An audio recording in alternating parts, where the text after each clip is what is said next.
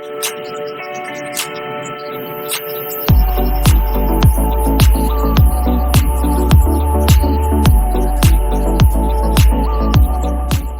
now the time has come to look at the L2 VPN.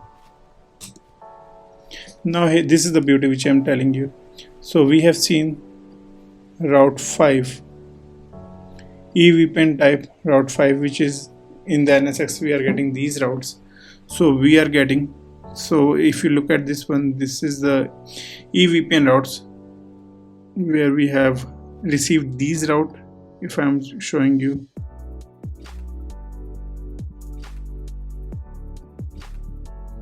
these routes received from the NSX side, you can see the tap IPs, and this is the advertised route. Okay, so if I'm jump to the VRF, show IP route VRF blue, so we have two routes. Same if I am going to see the show IP route VRF red, so we have again two routes. Okay, so it means if I'm jumping to the topology, so we should able to ping from 11 to this VM, which is also sits on the 11. So let me initiate a ping in that way. So this is the gateway here, which we have configured bridge interface on the Vyos. So let me ping to the gateway of NSX side. So we are successfully able to reach there. So now time is to ping the VM. We are able to reach that IP. Means from here we are able to reach here 100.1, right?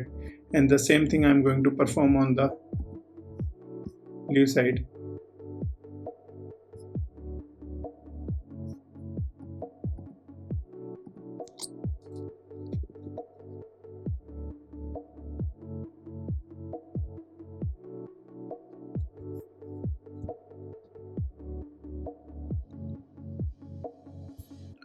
.1.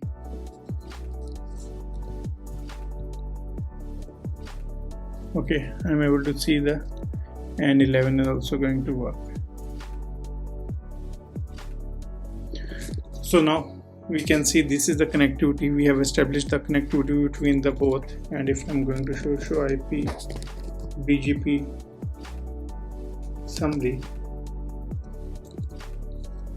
we can see the routes prefix here, and there's one command right to show BGP, this one. So let me execute it once more so you can understand in better way. By using this command, we can see this is the IPv4 unicast table, and this is the L2 VPN table. So you can see both are look same, but this is also the same thing for the EVPN. We have another routing table or another BGP table. If I show you IP BGP routes, sorry, so show IP route, if I want to see this one, I'm not able to see those route 172. Why? Because that is lies under the EVPN routes. These are not the normal IPv4 routes, right? So if I want to see this one, so I need to execute show BGP EVPN L2 EVPN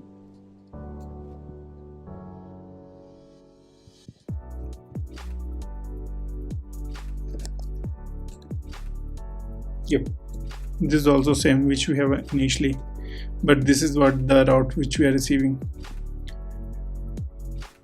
This is the BGP routes.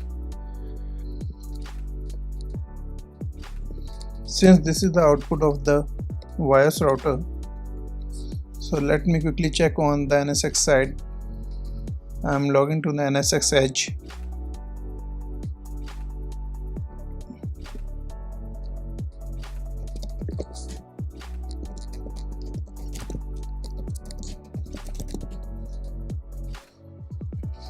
So this is the H01 get logical router So we can see we have a service router for the VRF player. So let me go to the normal service router tier 0. So VRF7 get route. So also the same thing, we are not able to see any route related to 172.16, which belongs to the EVPN route, and get BGP neighbor summary. So this is the BGP neighbor summary.